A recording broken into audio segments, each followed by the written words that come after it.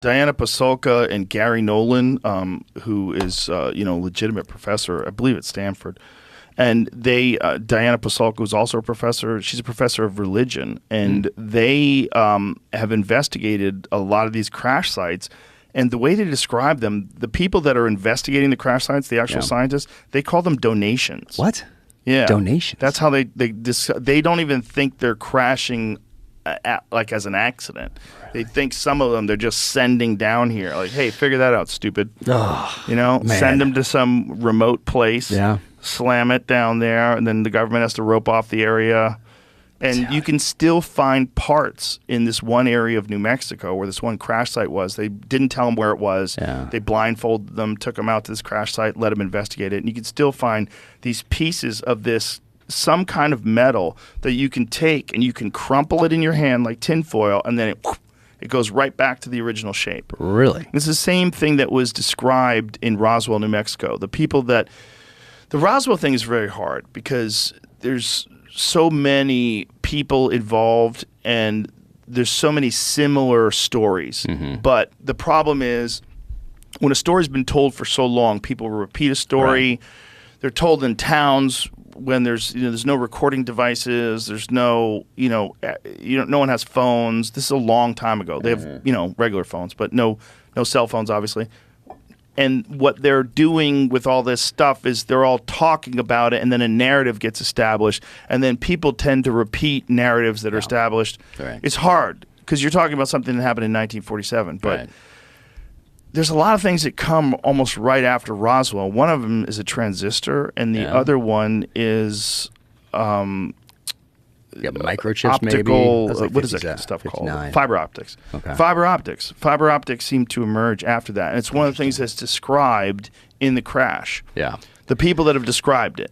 But the thing is, like, again, you're hearing these things decades later. Right. You're hearing it's very difficult to figure out what the fuck actually happened, but something seems to have happened because the Roswell Daily Record, I have a framed cover of the front page of the Roswell Daily Record from 1947 where it says that there's a crashed UFO, that the government flew to the base, and that it's like in the news. Yeah.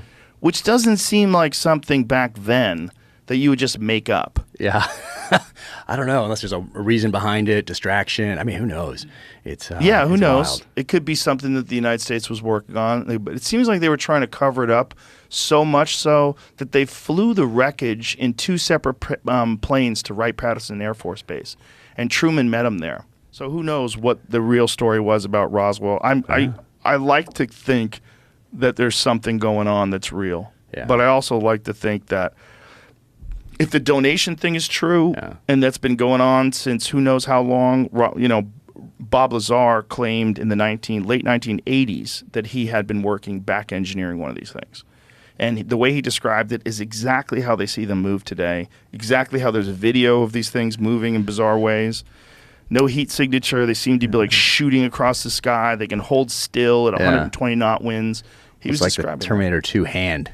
Going back in T2 and reverse engineering that technology from T2. Right. It's interesting how movies and books eventually become reality. Well, it'd be if you could travel back and forth through time and you realize that human beings are going to take X amount of steps to get somewhere, but if you can inject some technology into the equation, you could speed up the process considerably. Let them do it on their own. Let them figure this out like, a transistor. Duh. And all of a sudden, electronics get far smaller. Yep. Fiber optics. Oh, okay. Oh, why didn't I think of that? Bam. Everything gets way quicker. Man. And the other thing that Lazar said about the crafts that was baffling to him in the 1980s, he said there was no seams.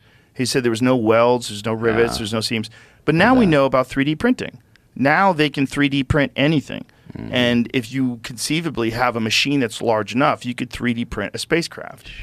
And it wouldn't have any seams.